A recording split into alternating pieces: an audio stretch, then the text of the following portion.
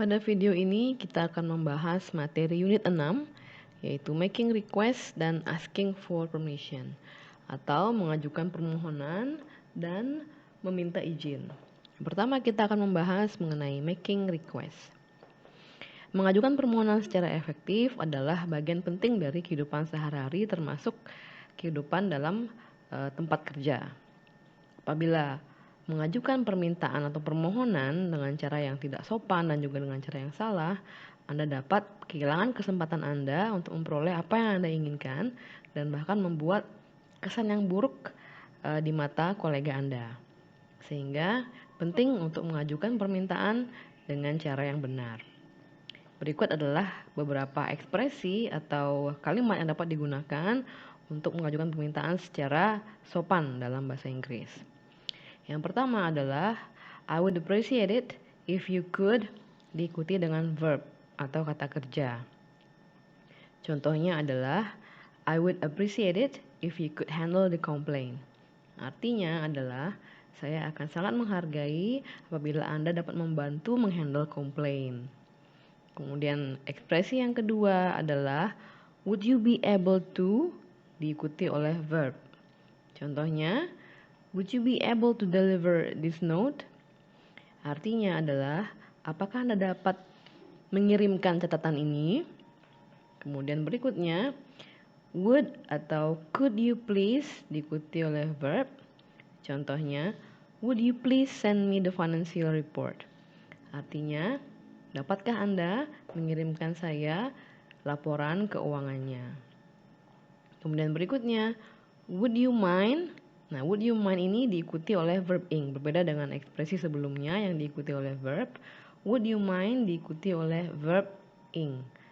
Contohnya adalah would you mind calculating those figures? Artinya adalah apakah Anda keberatan untuk menghitung angka-angka tersebut? Kemudian berikutnya I would like to request something. Contohnya I would like to request some annual leave. Artinya adalah saya ingin memohon cuti tahunan. Kemudian beberapa ekspresi yang dapat digunakan untuk menerima permintaan. Yang pertama adalah sure, I'd be happy to help you. Tentu saja saya akan sangat senang dapat membantu Anda. Sure, just a moment. Artinya tentu saja, tunggu sebentar. No problem, tidak masalah. Of course, certainly, artinya tentu saja. No, I don't mind, artinya saya tidak keberatan. Ingatlah bahwa would you mind artinya adalah apakah Anda keberatan. Jadi jika Anda menerima request tersebut, jawabannya adalah no atau not at all. Contohnya adalah would you mind calculating these figures? Apakah Anda keberatan menghitung nomor-nomor ini atau angka-angka ini? Apabila Anda tidak keberatan, jawabannya adalah no, not at all. Artinya saya tidak keberatan. Kemudian berikutnya adalah ekspresi untuk declining request atau menolak permintaan. Yang pertama adalah I'm sorry, I'm afraid I can't. Diikuti dengan alasannya. Artinya adalah maaf, saya khawatir saya tidak bisa membantu atau saya rasa saya tidak bisa membantu. Diikuti oleh alasan. Kemudian yang kedua adalah I'd love to, but artinya saya sangat senang membantu, tapi saya diikuti dengan alasan. Di sini I'd love to but I don't have the file in my computer. Artinya saya sangat senang membantu atau sangat ingin membantu, tapi saya tidak punya filenya di komputer saya. Berikutnya adalah I'm sorry to say that our store will be closed for 2 days. Maaf, saya harus menyampaikan bahwa toko kami akan tutup selama 2 hari. Jadi ekspresi-ekspresi ini dapat digunakan untuk menolak request. Kemudian pada praktis 1, Anda dapat membaca percakapan yang bertempat di suatu bank antara teller dan customer-nya. Anda dapat menggarisbawahi kalimat-kalimat yang digunakan oleh pembicara untuk mengajukan permintaan. Kemudian setelah menggarisbawahi kalimat tersebut, Anda dapat menilai apakah speaker mengajukan permintaan dengan cara yang sopan. Jika tidak, ubahlah ekspresi tersebut menjadi ekspresi pengajuan permintaan yang lebih sopan. Berikutnya kita masuk ke section vocabulary atau kosakata. Hampir semua orang pasti pernah mempergunakan layanan perbankan. Karena perbankan adalah tulang punggung dari ekonomi suatu negara, bank dapat ditemukan di mana-mana, di setiap kota dan juga sudut jalan. Berikut ini adalah beberapa kosakata terkait dengan bisnis perbankan yang perlu untuk Anda ketahui. Karena Anda akan berhubungan dengan bank tidak hanya di negara Anda sendiri, tapi juga saat Anda traveling atau melakukan perjalanan bisnis. Pada praktis 2, disajikan beberapa kosakata terkait dengan bisnis perbankan. Nah, Anda dapat memasangkan kosakata-kosakata di bawah ini dengan definisinya pada halaman berikutnya. Contoh yang pertama adalah the amount of money you have in your bank account. Jawabannya adalah balance. Artinya jumlah uang yang Anda miliki di rekening bank Anda, yaitu balance atau saldo. Pada section reading ini, Anda dapat mengasah kemampuan Anda untuk membaca teks dalam bahasa Inggris. Teks berikut berjudul The Role of Bank in Economic Development atau peran bank dalam pengembangan ekonomi. Dibacalah teks berikut ini, kemudian jawablah pertanyaan di halaman berikutnya. Pertanyaan yang pertama adalah, apakah peran bank yang belum disebutkan dalam teks sebelumnya? Yang kedua, bagaimana menurut Anda tingkat bunga pinjaman di negara Anda? Apakah sudah cukup masuk akal?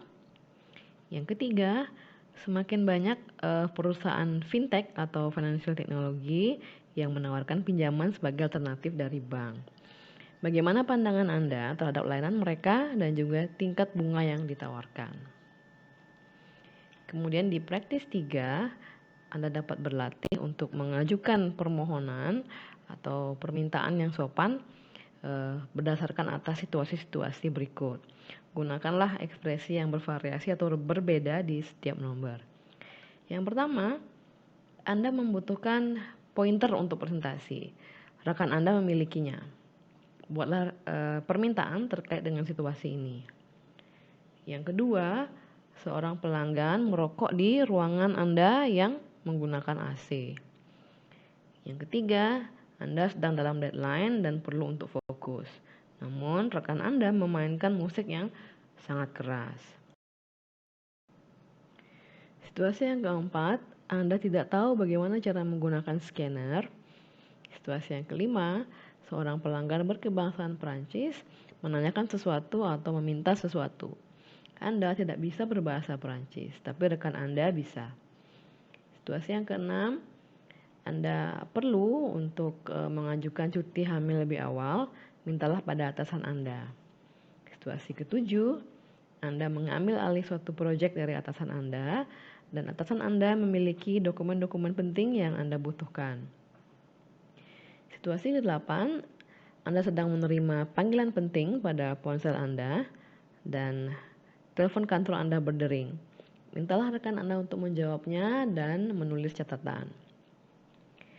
Pada praktis 4, Anda dapat bekerja dengan teman atau partner Anda untuk berlatih membuat permintaan secara sopan dengan melakukan role playing berdasarkan atas situasi-situasi di bawah. Yang pertama adalah Anda perlu menggunakan mobil kantor untuk menjemput klien dari airport. Mintalah pada atasan Anda. Yang kedua, kantor menjadi semakin panas di musim kemarau dan kantor memerlukan AC. Mintalah pada atasan Anda.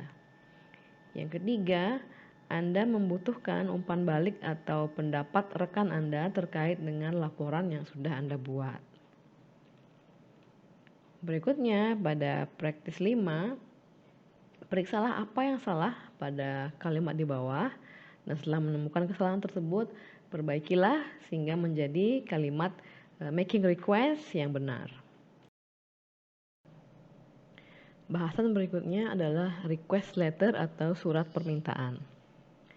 Request letter adalah surat yang ditulis saat Anda perlu untuk memohon informasi, memohon izin, bantuan, layanan, atau hal-hal lain yang membutuhkan permintaan yang sopan dan juga rendah hati. Request letter sebaiknya ringkas, sopan, dan langsung ke intinya. Ringkas namun lugas, mengikut sertakan detail-detail, semua detail yang diperlukan. Di bawah ini adalah contoh dari request letter. Yang pertama ditulis adalah tanggal, penulisan surat, kemudian perusahaan yang dituju, di sini Global Access, diikuti dengan alamat dari perusahaan tersebut, dan juga orang yang dituju. Di sini contohnya adalah Mrs. Lawrence. Pada paragraf yang pertama, isinya adalah berterima kasih pada klien Anda dan juga menyampaikan secara ringkas apa yang menjadi permintaan Anda. Contohnya di paragraf pertama, yaitu thank you for choosing Heavenly Dish to provide catering service for your company anniversary. Terima kasih telah memilih Heavenly Dish untuk menyediakan layanan catering dalam anniversary perusahaan Anda.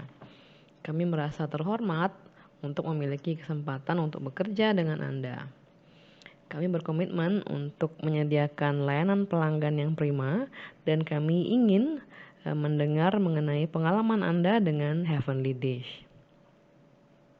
Kemudian pada paragraf kedua, isinya adalah memaparkan request Anda dengan detail-detail yang diperlukan. Contohnya di sini, as part of our commitment to continually improve our customer experience, I'm writing to ask for your favor to complete our brief survey.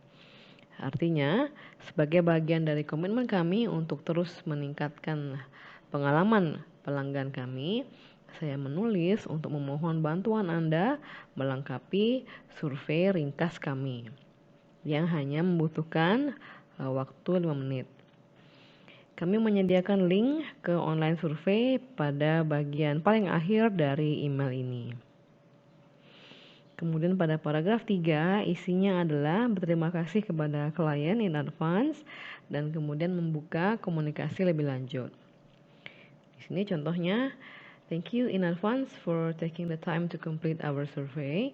Terima kasih sebelumnya telah meluangkan waktu untuk mengisi survei kami.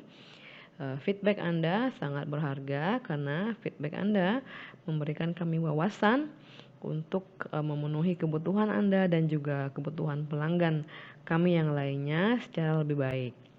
Jangan ragu untuk menghubungi saya berkaitan dengan feedback tambahan yang ingin Anda sampaikan pada nomor telepon berikut atau di email berikut. I look forward to having an opportunity to serve your company in the future. Artinya saya berharap untuk memiliki kesempatan dapat melayani perusahaan Anda di masa yang akan datang. Sincerely artinya hormat kami, ditulis oleh Maggie Johnson, manajer hubungan pelanggan di Heavenly Dish. Setelah menyimak contoh request letter di halaman sebelumnya, pada praktis 6 Anda dapat berlatih untuk menulis request letter. Jadi pada praktis 6 diberikan situasi menulis email ke supplier untuk memohon penurunan harga karena Anda sekarang membeli material atau bahan baku lebih banyak. Selain itu Anda dapat juga menggunakan topik atau ide Anda sendiri untuk menulis professional request. Bahasan berikutnya adalah asking for permission atau memohon izin. Di sejumlah situasi kita perlu untuk memohon izin untuk melakukan sesuatu atau menggunakan sesuatu. Saat memohon izin, Anda perlu melakukan yang terbaik untuk bersikap sopan. Di bawah ini adalah sejumlah ekspresi untuk memohon izin dengan cara yang sopan. Ekspresi yang pertama adalah may I diikuti oleh verb. Contohnya, may I take the call outside? Bolehkah saya menjawab panggilan ini di luar? Yang kedua, do you mind if I diikuti oleh verb. Contohnya adalah, do you mind if I take a look at your design? Artinya, apakah Anda keberatan apabila saya melihat desain Anda? Dan yang ketiga, I wonder if I could diikuti oleh verb. Contohnya, I wonder if I could take a few days off. Artinya, saya ingin tahu apakah saya boleh mengambil beberapa hari libur. Dan berikutnya, would it be possible for me to, diikuti oleh verb. Contohnya, would it be possible for me to get information about this client? Apakah mungkin bagi saya untuk memperoleh informasi mengenai klien ini? Kemudian berikutnya, ekspresi untuk memberikan izin, yaitu sure artinya tentu, no problem tidak masalah, please feel free artinya jangan ragu, kemudian no I don't mind artinya saya tidak keberatan. Kemudian berikutnya adalah ekspresi untuk menolak permohonan atau tidak mengizinkan. Yang pertama adalah I'm afraid you cannot, saya khawatir Anda tidak bisa melakukannya. Kemudian yang kedua, I would prefer if you don't, saya lebih memilih apabila Anda tidak melakukannya. Yang ketiga, sorry but I would rather you not do that, artinya maaf, saya lebih memilih Anda tidak melakukannya. Kemudian unfortunately I need to say no, sayang sekali saya harus mengatakan tidak. Dan berikutnya, I'm afraid that it's not possible, saya khawatir atau saya rasa itu tidak dapat dilakukan. Berikut ini adalah contoh percakapan memohon izin, di mana yang pertama situasinya izinnya diberikan, dan di situasi nomor 2 izinnya ditolak atau tidak diberikan izin. Perhatikan bagaimana atau perhatikan ekspresi-ekspresi yang digunakan untuk memohon izin dan ekspresi yang digunakan untuk memberikan izin dan menolak permintaan atau tidak mengizinkan. Pada praktis 7, Anda dapat memasangkan kalimat permohonan izin dengan respon yang tepat. Contoh yang pertama adalah nomor A, may I have a glass of water? Kemudian respon yang tepat adalah of course, there is a bottle in the fridge. Kemudian pada praktis 8, tulislah permohonan izin untuk melengkapi percakapan ringkas di bawah.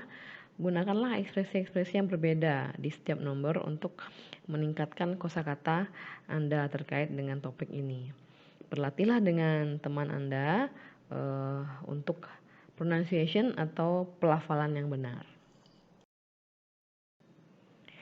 Pada praktis 9, Anda dapat berlatih untuk memohon izin, memberikan izin dan menolak izin sesuai dengan situasi yang diberikan. Gunakanlah ekspresi yang bervariasi saat Anda berlatih. Situasi yang pertama adalah Anda mintalah izin untuk memohon beberapa hari libur di tempat kerja. Situasi yang kedua adalah Anda lupa membawa dompet, namun Anda perlu untuk membayar ongkos perjalanan Anda, mintalah pada rekan Anda untuk meminjamkan sejumlah uang. Situasi yang ketiga, di kantor sangat dingin dan rekan Anda memiliki mantel ekstra. Nomor 4, Anda pikir Anda tidak dapat memenuhi deadline, mintalah tambahan beberapa hari ke atasan Anda. Situasi kelima, rekan Anda sedang menggunakan mesin fotokopi. Anda perlu untuk memfotokopi dokumen dengan segera dan itu hanya 2 halaman saja.